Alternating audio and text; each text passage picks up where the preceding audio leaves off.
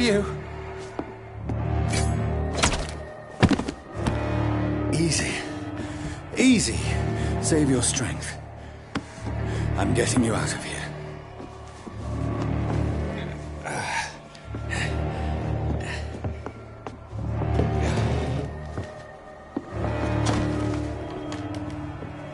Don't try to spare me. As a physician, I know all too well when it's too late. Punctured lung, broken ribs, internal bleeding. An accurate diagnosis, wouldn't you say? Edgar, what happened? They wanted me to confess. Beat me black and blue. Jeffrey McCullum ambushed me at the Pembroke Hospital. He was convinced you and I were responsible for the Skal epidemic. I never imagined that self-righteous fanatic would dare to attack us in the open. What became of him? To prove him wrong, I let him go. Really? Are you sure that was the wisest course of action? Time will tell. The most intriguing part of his accusation was that you and I were the pawns of some ancient vampire. William Marshall.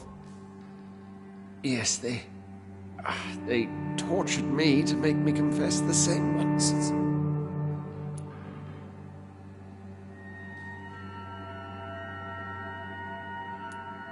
Edgar, as much as I would like to believe you, I have a few concerns that require clarification.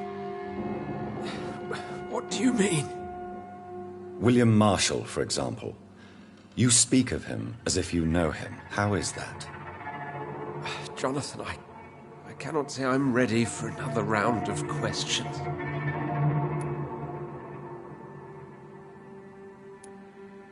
Why would the Guard of Priwen believe you and I created the vampire epidemic? Maybe due to our profession. Because I offered you shelter in my hospital.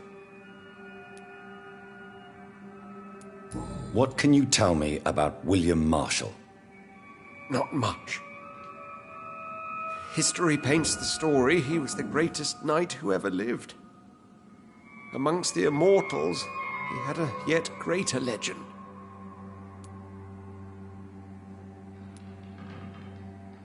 Why is the Guard of Priwen so obsessed with him? He was the only ancient vampire to escape the first great hunt launched by the Guard of Priwen in 1854. They believe he's an evil creature plotting his return. Why would he deserve such a reputation? I cannot say. The Brotherhood of St. Paul's Stole has next to no intelligence on him. All I know is that he's supposed to be the oldest of all the British vampires.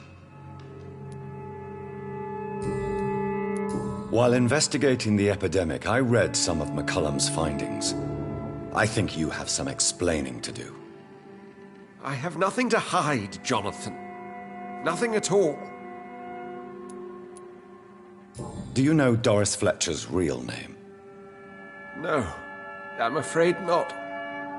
Her real name was Doris Jones. She was the daughter of Harriet Jones. What do you want me to say, Jonathan? Do you remember when we suspected Sean Hampton of killing Harriet Jones?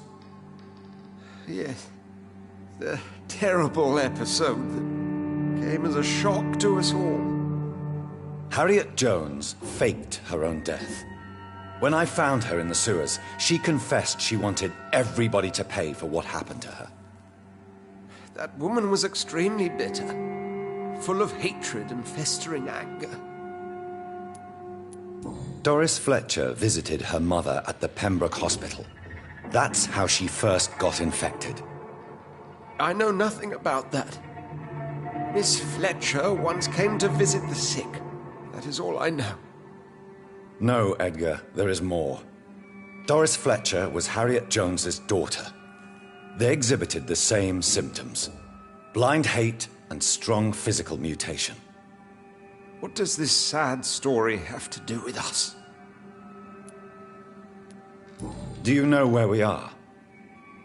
Doris Fletcher's theatre. This is where that hateful creature plotted to spread the epidemic across London. I only briefly met Miss Fletcher once when she visited the Pembroke Hospital. You say it was to see her mother. She seemed like such a sweet and graceful woman. My point exactly. The disease turned her into a bitter soul, driven by vengeance just like her mother. A symptom of all the infected patients. Certain diseases are known to produce similar effects. Rabies, for example. And rabies is not the devil at work. Come on, Edgar. Don't you see the pattern here? The epidemic, the link between Doris and Harriet, the suspicion of McCullum? How could I? I never saw Harriet Jones again after she fled the hospital. Doris and Harriet shared more than a hidden family bond. They were the embodiment of the epidemic and are linked to the Pembroke Hospital. Come on, Edgar, this is no coincidence. I swear I'm at a complete loss. All I did was administer vampire blood to cure old Harriet. There was no evil plan, no diabolical plot. You did what? I tested the regenerating and healing properties of vampire blood on Harriet Jones. My only intention was to find the cure for influenza, I swear. Whose blood did you use? William Marshall's? Mine? Lady Ashbury's. While transfusing her with human blood, humanely appeasing her hunger, I also kept samples of her blood for my research. You used her blood on Harriet Jones? My God, Edgar, that's unethical. You betrayed 2 of your patients at the same time. I made a mistake. But what is science if not trial and error? We both know it, Jonathan, we both know it. What a poor justification for your morbid fascination and thirst for glory. You have worked beside me. You saw what I'm doing at Pembroke Hospital. Jonathan, you know I'm not an evil soul. Just another victim of this tragedy.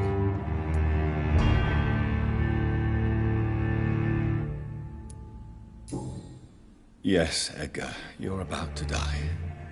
I won't say it's fair, but I can't say you don't deserve it. Your words hurt deeply, Jonathan, for they come from a friend. I helped you, remember? Yes, I remember. The second I saw you in that bar, I knew we would accomplish great things, you and I. I thought you were a vampire, till you brandished that cross.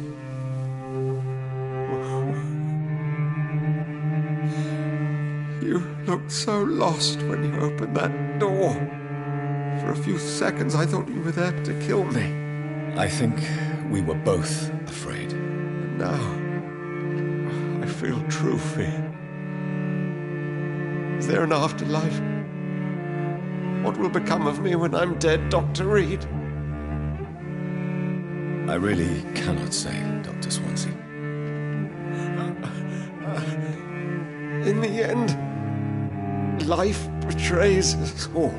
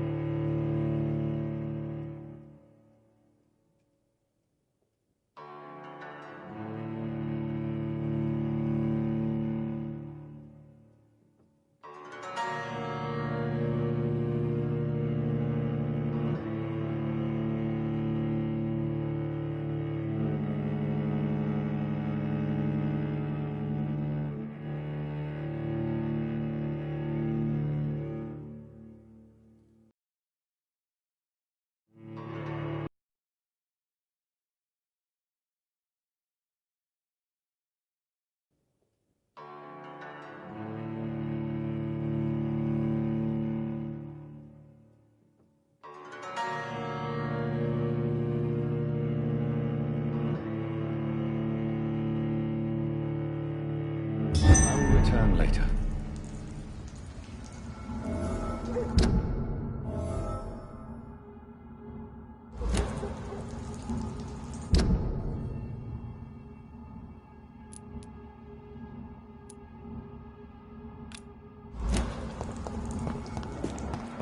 So Harriet Jones became the original carrier when Edgar gave her back. Fancy clothes? This one's I must tell Elizabeth.